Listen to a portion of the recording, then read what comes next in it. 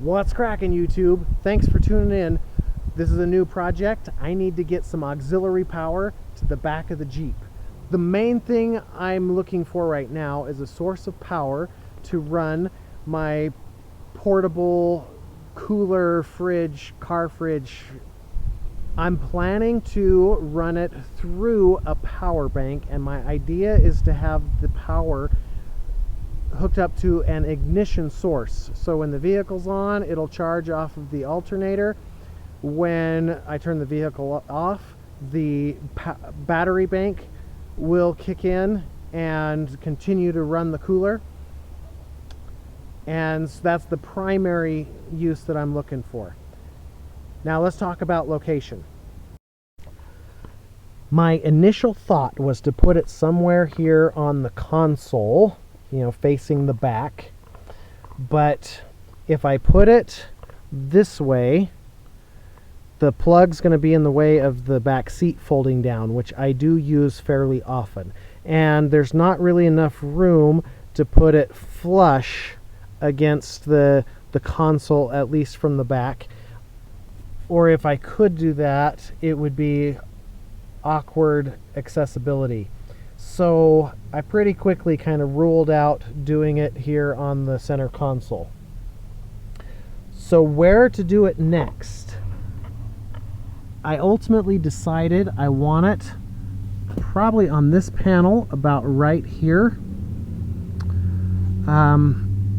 It'll be pretty discreet behind the spare tire and easy access. I can use it from the cargo area or the seat, and so it's really kind of, I think, the best all around. I did also consider doing it on the one of the rear pillars back there, but again, that would limit if I had something here on the seat being able to reach it, or having a cord in the way of other stuff. So I think this spot just seems really practical. Now, on this driver's side, I do know that the wiring for the tail lights and everything else that go to the rear lift gate do run along the floor and then up the panel right here and then through there. So the wiring is like right here underneath.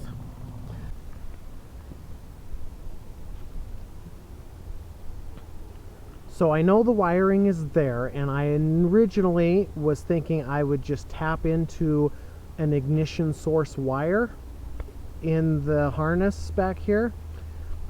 But I'm having second thoughts on that for a bunch of different reasons. But I think I've got a pretty good solution. So I elected to use a cigarette lighter type receptacle for the auxiliary power. I don't know if it would make any difference, but the power bank and the cooler both came with household plug-ins and car plug-ins.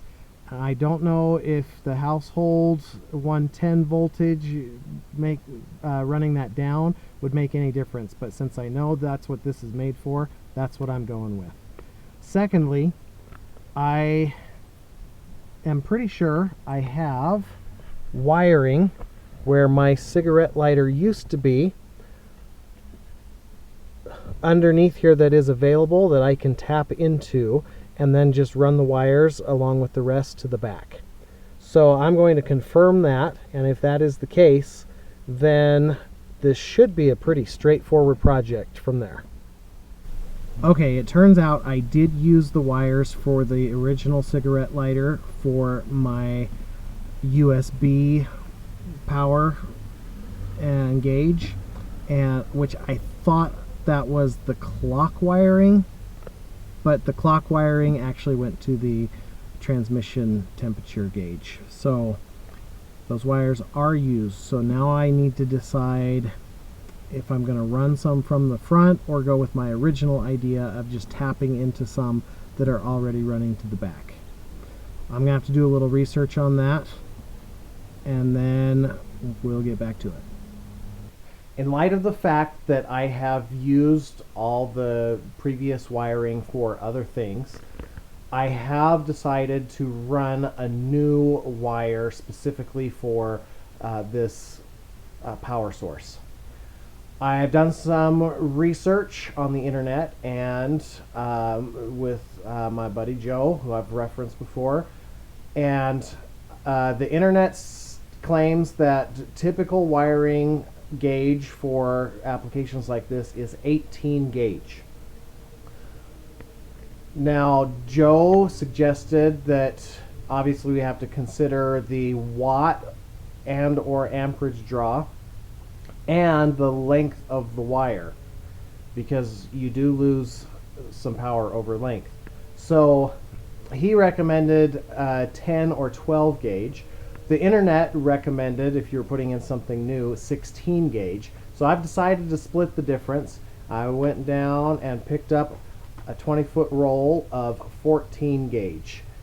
I'm pretty comfortable that this will do what I need it to do for this application, especially since I did find out that the cooler draws at maximum about 45 watts. So it's not as much as Joe and I were thinking it would be, because coolers do tend to draw a lot, but this one is monitored pretty well. So I'm pretty comfortable that the 14 gauge will do what I need it to do. He also said that if I want to run it off an ignition source, which I do, that I have to use a relay. So I am going to wire that in. I'm going to use the diagram from one of the voltage regulators to get that hooked up correctly. I'm going to place that in the engine bay and then run the 14 gauge wire back to where I plan to mount the power source outlet. So with that said, I'm going to start by getting that relay wired up. Oh, and one more thing, I am also going to put in a inline fuse. I picked up a set of 10 off of Amazon. So my inline fuses are 14 gauge wire. These are rated up to a 30 amp fuse. So I think I'm going to start with probably a 20 and see how that does. Here's my relay wiring diagram. So the fuse will go here, and I am not going to use a fuse here on the ignition source, and instead of going to the voltage regulators indicated here, that will go to the power outlet. But that gives me pretty much everything that I need. So I'm going to start getting things wired up on this. Now the colors that I have are different from the ones indicated here, but that's not a big deal because the numbers are the same. So based off of those numbers, I can still get everything connected properly. So I've got my red with the inline fuse that will connect to the battery. Black is the ground. White is the ignition source signal wire. Yellow, in this case, is dormant, will not be used. And that leaves blue to go to the power source. The next thing to do here is go find an appropriate ignition source from another relay in the Jeep. I have the relay wired in. I've got my ground right here that attaches. It's under this relay box here. There happened to be a hole that I had a perfect size bolt to go into. Same thing with this relay up here. It has a connector to keep it attached to stuff, and there was another hole also right up there, so I used a bolt there, so that is secure. I've got my ignition source, which came off of this very first relay here. I don't know what that relay is for, but I did confirm multiple occasions that that does work. And so I now have that placed, and I've got it fed through. underneath stuff, and my fuse ended up over here, which I can get to if needed, but it's also not right next to the ignition coil, which I didn't want. So, and then I've got my positive hooked up to the battery. I have verified that the relay works with ignition and is off otherwise. So the next thing to do is run the wire back to the outlet, which will then connect to this wire right here. I have the spare tire removed, as you can see, and the panel's off so I can run the wiring. And I pulled this rear panel off, and to my delight found a cutout already existing in the body. So I'm going to grab the outlet and see if it happens to fit down in here, and if it does, the only thing I'll have to drill into is this fascia itself. So let's check that.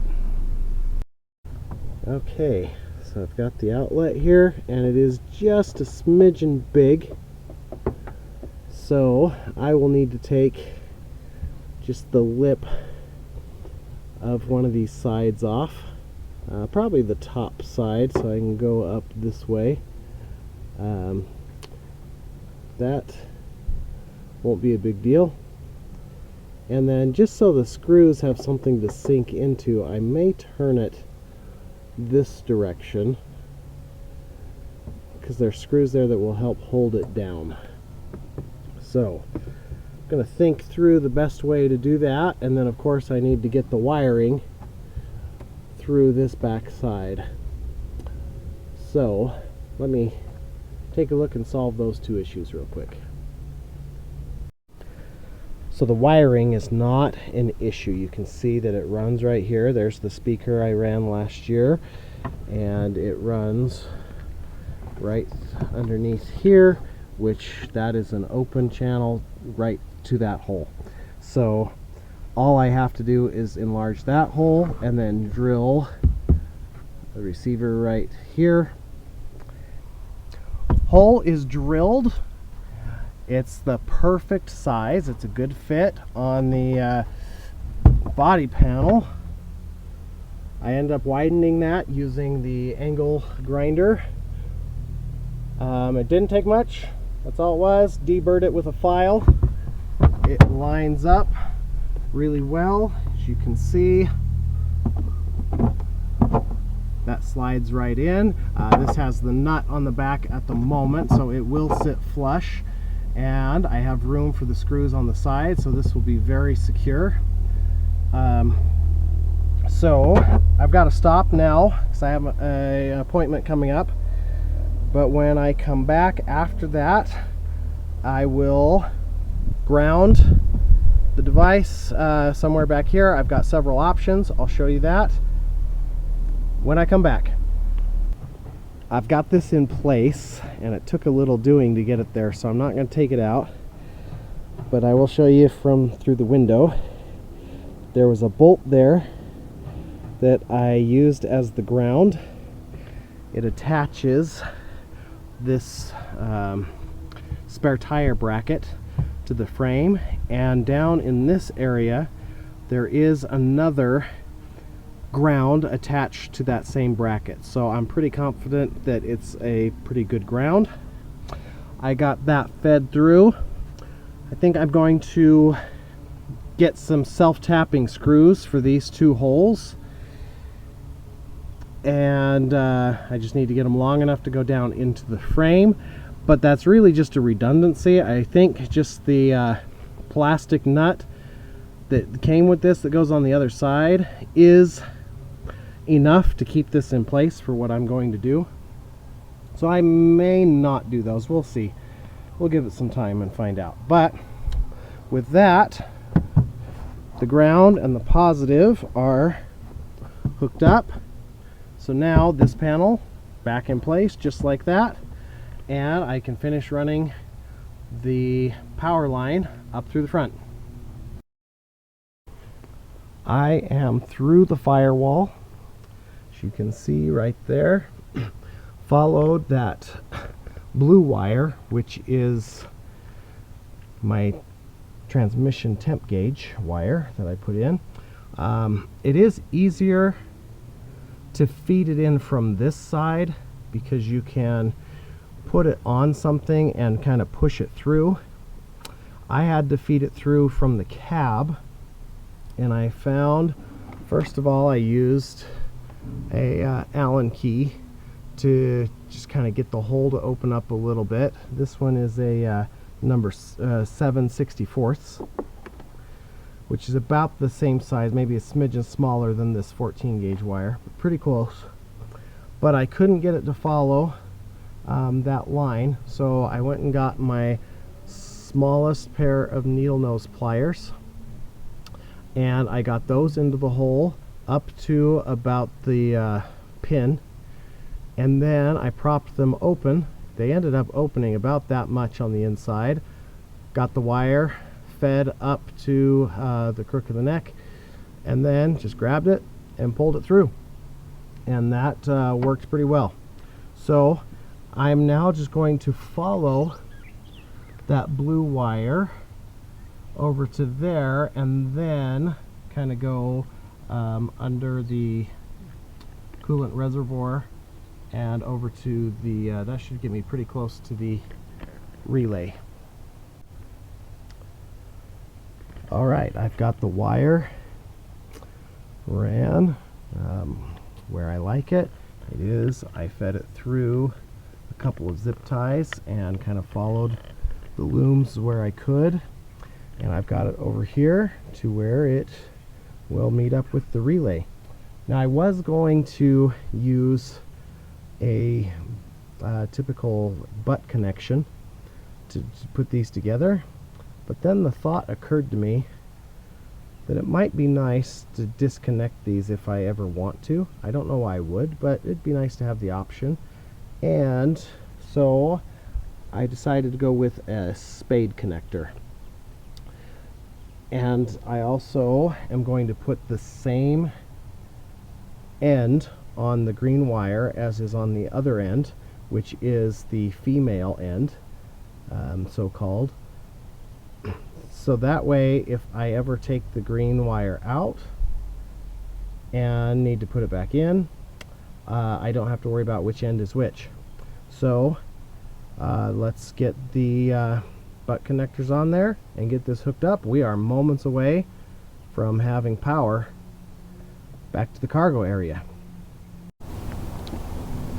So I've got everything hooked up with that spade connector, and out of a 20-foot roll of the 14 gauge wire, got this much left, probably about 4, maybe 5 feet. So it took roughly 15 feet to run from the cargo area up here to the engine bay. So let's grab the light tester and give the auxiliary power a test real quick. All right, let's do a test. I'm grounded on the bracket, which is the same bracket that I'm grounded on underneath the fascia here. So, let's see here if I can get on. Okay, I'm on the metal. Nothing. All right, go ahead and turn the key. We have power, and turn it off. Perfect. It's exactly what I want. So now I can plug in my power bank, and then to the power bank plug in the cooler. When the Jeep is running, it'll charge them and run them both. When the Jeep is off, the battery should kick in and keep running the generator, or keep running the cooler for up to 8 hours, so easily overnight. That's awesome. This project is done. If you found this entertaining or helpful, please hit the like button, subscribe, all that good stuff, and thanks for watching.